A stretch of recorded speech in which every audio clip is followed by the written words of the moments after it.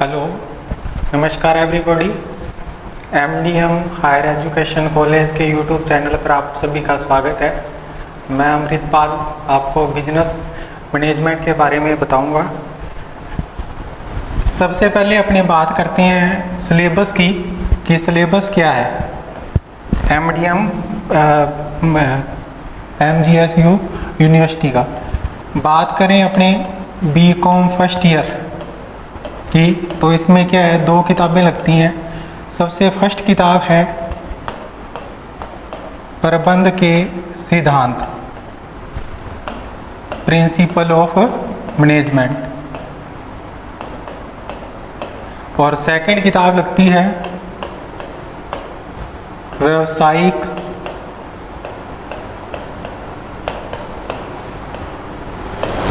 नियम।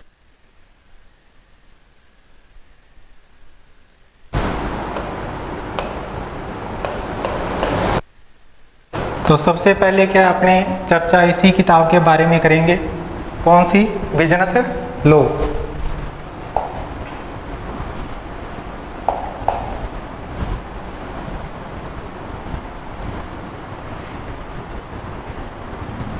तो पढ़ने जा रहे हैं अपने व्यावसायिक संनियम से संबंधित।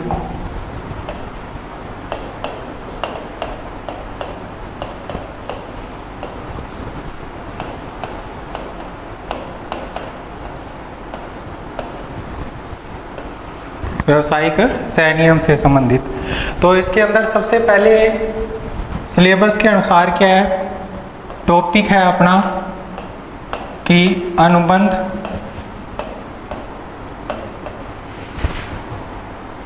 और उसकी विशेषताएं क्या है। अनुबंध और उसकी क्या है, विशेषताएं क्या है, इसके बारे में अपने पढ़ेंगे फर्स्ट लेसन में। ये सब है, दे रखा है अपने को। अनुबंध यानी कि कॉन्ट्रैक्ट, और इसके क्या है, कैरेक्टर्स क्या है, ठीक है, विशेषताओं के बारे में अपने क्या है इसके अंदर पढ़ेंगे। तो सबसे पहले अपने बात करें कि अनुबंध है क्या। अनुबंध है क्या, इंग्लिश में जिसको अपने बोलते हैं कॉन्ट्रैक्ट। अनुबंध है क्या इंग्लिश में जिसको अपने बोलते हैं कॉन्ट्रैक्ट। अनुबंध को देखा जाए तो ये क्या है, दो शब्दों से मिलकर बना है। एक तो क्या है, ठहराव, और दूसरा कानून द्वारा परिवर्तनीय। अनुबंध यानी कि कॉन्ट्रैक्ट दो शब्दों से मिलकर बना है। एक ठहराव यानी कि एग्रीमेंट, और दूसरा लीगल अनफोर्सेबल।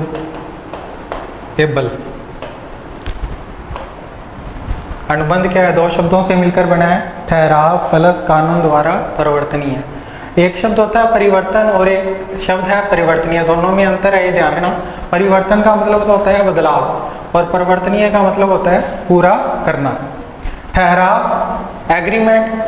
एग्रीमेंट क्या है, प्रस्ताव प्लस स्वीकृति।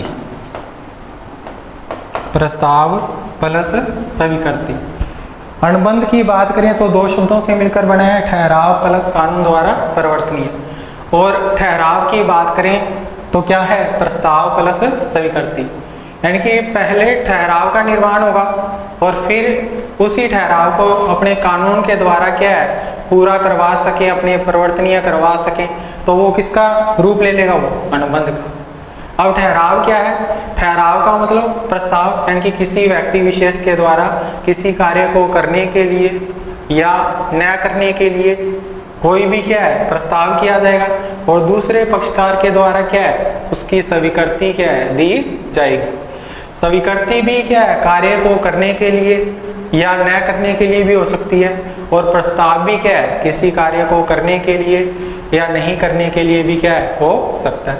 और उन दोनों में क्या है, प्रतिफल होना आवश्यक है, यानी कि किसी ना किसी प्रकार का कोई क्या है लाभ, या कह सकते हैं कुछ के बदले कुछ, यानी कि कोई काम किया है तो दूसरा उसके बदले में या तो कोई काम करेगा या उसका क्या है कोई ना कोई मूल्य चुकाएगा।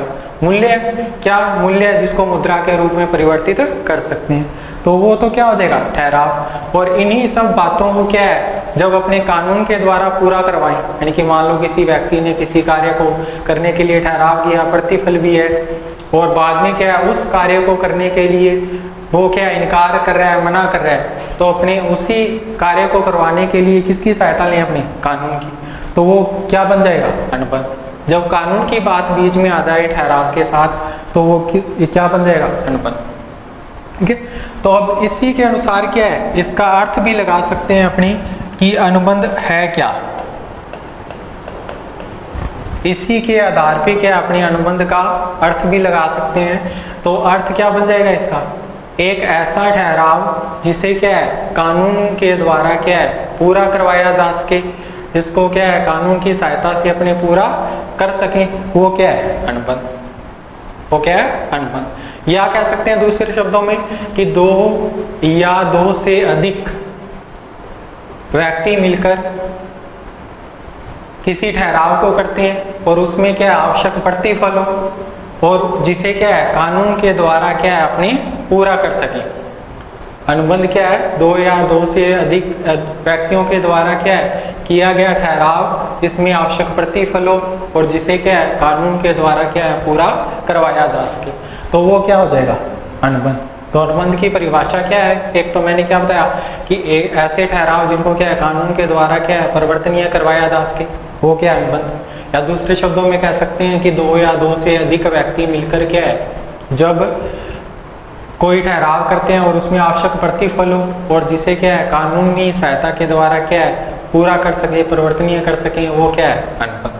ठीक, अब इसके बाद क्या है अपने अनुबंध की कुछ परिभाषाएं हैं, उसके बारे में अपने पढ़ेंगे।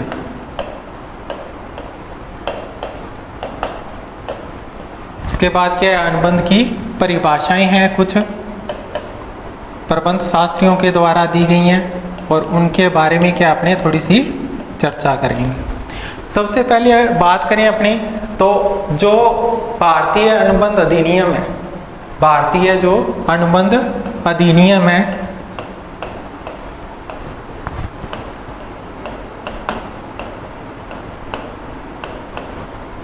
अधिनियम है वो बना कब, भारतीय अनुबंध अधिनियम बना कब, 1872 के अंदर। भारतीय जो अनुबंध अधिनियम था वो बना कब था, 1872 के अंदर बना था। और ये लागू कब हुआ, लागू होने की अगर बात करें अपनी, तो ये क्या है 1 सितंबर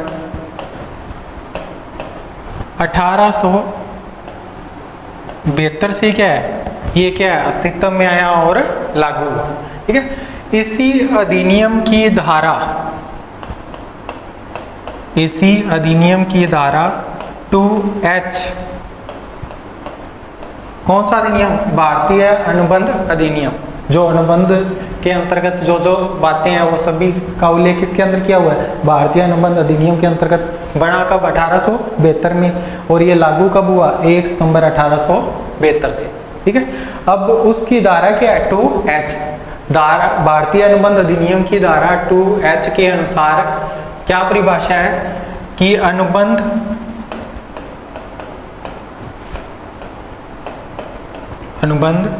एक ऐसा ठहराव है, अनुबंध एक ऐसा ठहराव है जिसे कानून द्वारा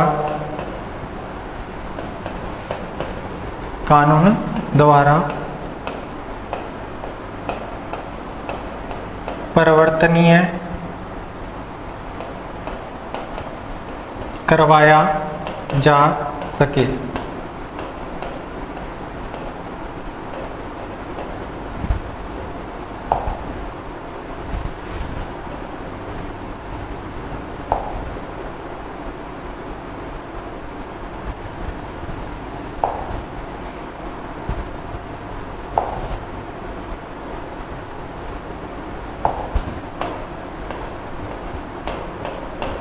भारतीय अनुबंध अधिनियम की धारा 2H के अनुसार क्या अनुबंध एक ऐसा ठहराव है जिसे क्या है कानून द्वारा परिवर्तनीय करवाया जा सके। यानी कि कॉन्ट्रैक्ट क्या है, इज ए एग्रीमेंट जिसे क्या है लीगल कानून यानी कि लॉ के द्वारा क्या है परिवर्तनीय का मतलब अनफोर्सेबल यानी कि लॉ के द्वारा क्या अनफोर्सेबल करवाया जा सके, ऐसा एग्रीमेंट क्या कहलाता है, कॉन्ट्रैक्ट कहलाता है। फिर है सेकंड परिभाषा की बात करें अपनी, तो सेकंड परिभाषा दी थी न्यायमूर्ति, एक जज थे ये, सामन के अनुसार। सेकंड डेफिनेशन है किसकी, अनुबंध की, न्यायमूर्ति सामन के अनुसार। उन्होंने क्या परिभाषा दी कि अनुबंध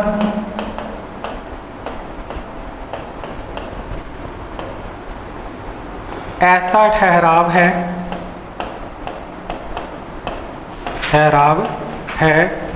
जो पक्षकारों के मध्य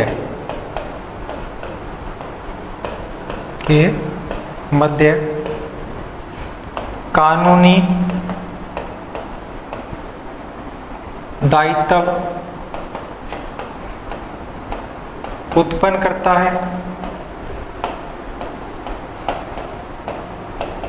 है तथा उनकी व्याख्या करता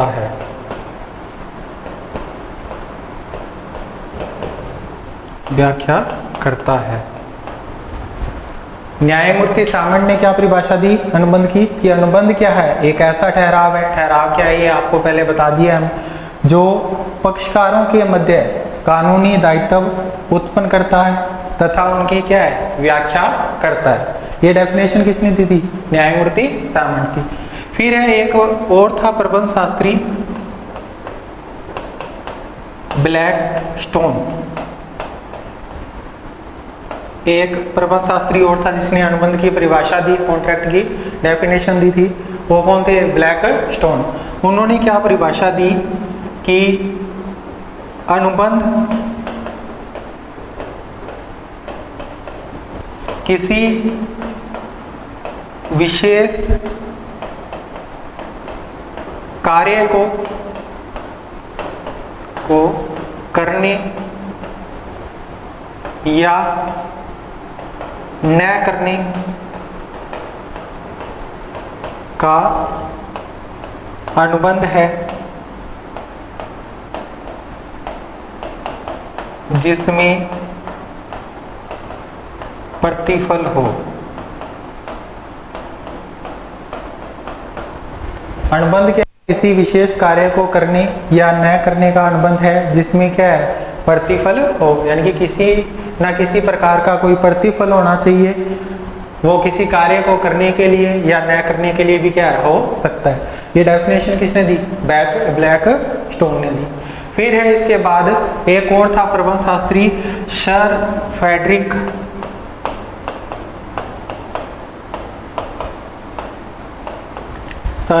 फ्रेडरिक पोलाक।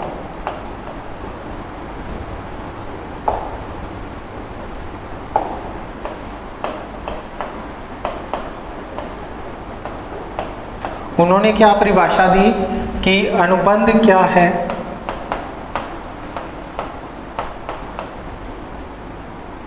किसी ठहराव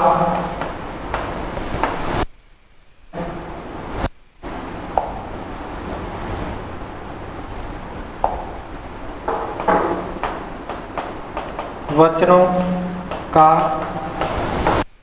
समूह है जिसे कानून द्वारा परिवर्तनीय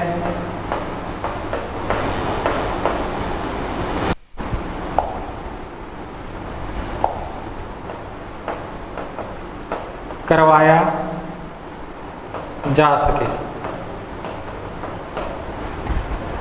सर फ्रेडरिक पोलैक ने क्या परिभाषा दी कि अनुबंध किसी ठहराव व वचनों का समूह है जिसे क्या है कानून के द्वारा क्या है परिवर्तनीय करवाया जा सके। तो ये क्या है कुछ परिभाषाएं हैं जो क्या अलग अलग प्रबंध शास्त्रियों ने क्या है दी थी, किसके संबंध में, अनुबंध के संबंध में। तो यहाँ तक क्या है अपने को समझ में है कि अनुबंध क्या है? अनुबंध क्या है? दो या दो से अधिक पक्षकारों के द्वारा क्या है किया ऐसा ठहराव है जिसमें आवश्यक क्या है प्रतिफल हो और जिसे कानून के द्वारा क्या परिवर्तनीय करवाया जा सके, वो क्या है? अनुबंध। ठीक है। फिर इसकी डेफिनेशन की बात थी कि भारतीय अनुबंध अधिनियम बना था 1872 में, तो उसके अंदर ये लागू कब हुआ? 1 सितंबर 1872 में से लागू हुआ था। और इसकी धारा क्या है? 2H के अंतर्गत किसकी परिभाषा दे रखी है? अनुबंध की परिभाषा दे रखी है।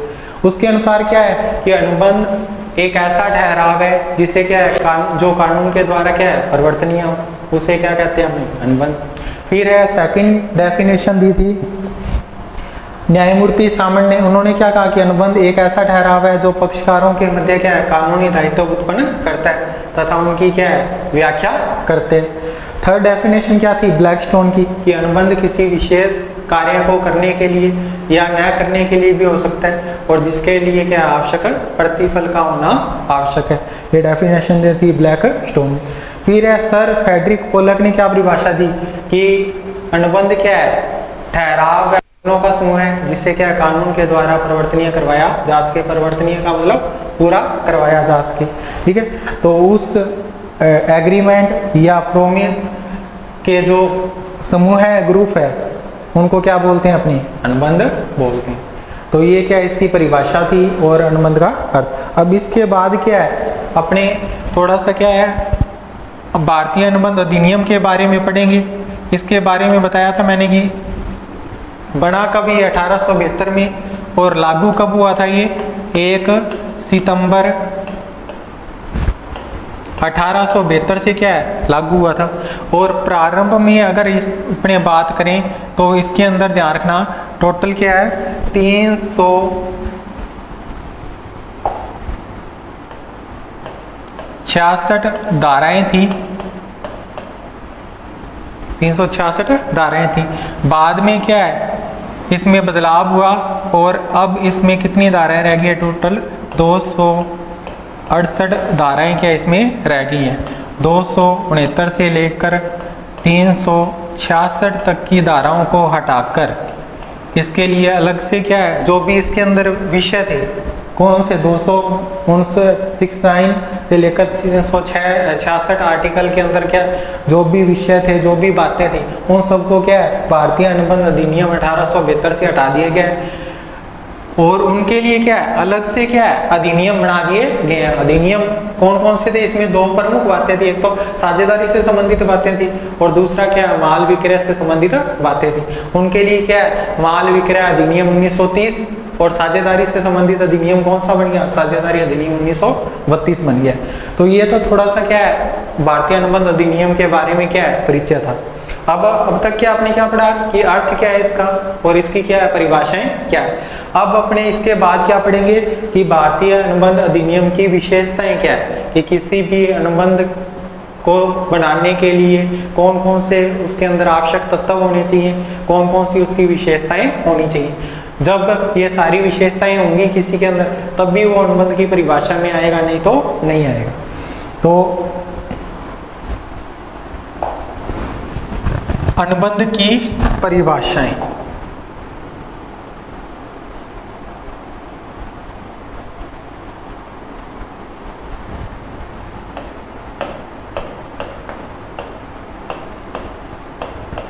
अनुबंध की विशेषताएं, अनुबंध की विशेषताएं हैं। अनुबंध की विशेषताएं सबसे पहले थोड़ा सा समझ लें अपने क्या है ये अनुबंध की विशेषताओं का मतलब क्या है। अनुबंध के अंतर्गत क्या क्या बातें हैं, क्या क्या होना चाहिए अनुबंध में। ठीक है, जो जो बातें इन सभी विशेषताओं के अंतर्गत आएंगी वही क्या है इसको डेफिनेशन करेंगी, कॉन्ट्रैक्ट को डेफिनेशन करेंगी। तो जो भारतीय अनुबंध अधिनियम की धारा 10 है, कौन सा आर्टिकल? धारा 10।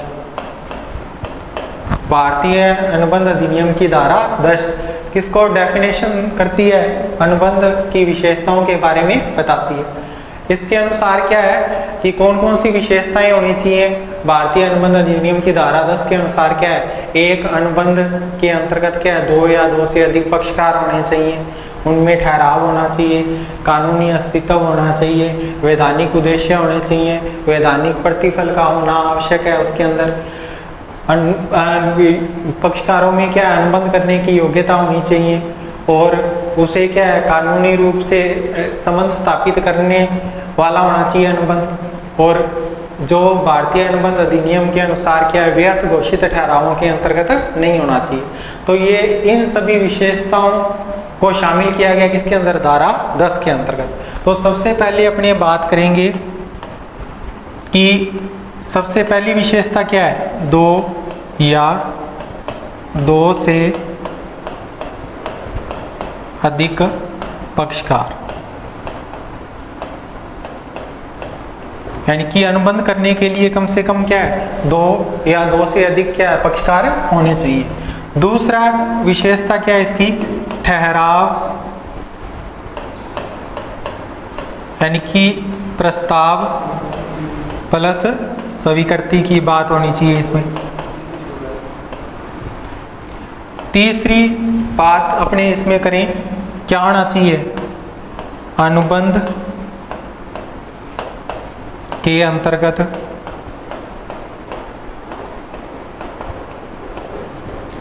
वैधानिक संबंध, वैधानिक का मतलब कानूनी,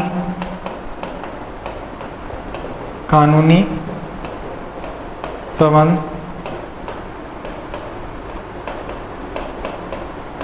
स्थापित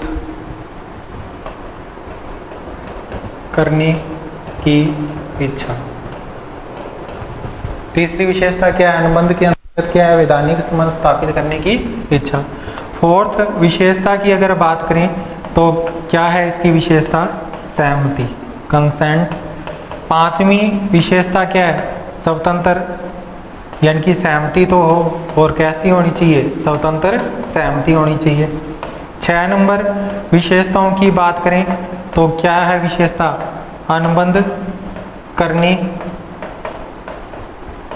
की योग्यता, कि पक्षकारों में क्या होना चाहिए, अनुबंध करने की योग्यता होनी चाहिए। 7 नंबर की बात करें अपने तो उद्देश्य कैसे होने चाहिए इसके, वैधानिक उद्देश्य होने चाहिए। 8 नंबर विशेषता की बात करें अपने, वैधानिक प्रतिफल होना चाहिए इसके लिए, वैधानिक प्रतिफल होना चाहिए। 8 नंबर की बात करें अपनी तो क्या होना चाहिए, निश्चितता, कि कोई भी बात है वो क्या है, निश्चित हो। 9 नंबर विशेषता की अगर बात करें अपनी, व्यर्थ घोषित ठहराव नहीं। और 10 नंबर की बात करें, वैधानिक औपचारिकताएं।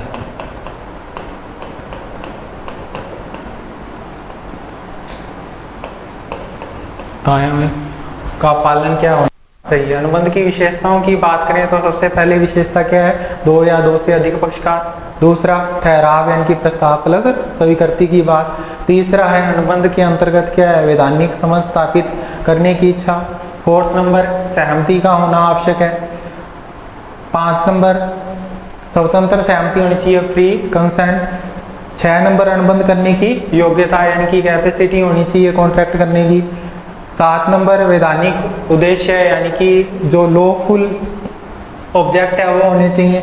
8 नंबर वैधानिक प्रतिफल यानी कि कंसिडरेशन होना चाहिए, वो भी कौन सा, लॉफुल। 8 नंबर के बाद 9 नंबर ये विशेषता थी। 9 नंबर क्या है, निश्चितता का होना। और 10 नंबर व्यर्थ घोषित ठहरावों में नहीं हो। और 11 नंबर की बात करें तो क्या होना चाहिए, वैधानिक औपचारिकताओं का क्या है, पालन किया जाना चाहिए इसके अंतर्गत। तो ये इनकी क्या थी, विशेषताएं। और इन विशेषताओं के बारे में क्या आपने कल डिटेल से एक करके क्या पढ़ेंगे, क्या क्या चीज़ है इसमें। ठीक है, आज के लिए क्या है, इतना ही है।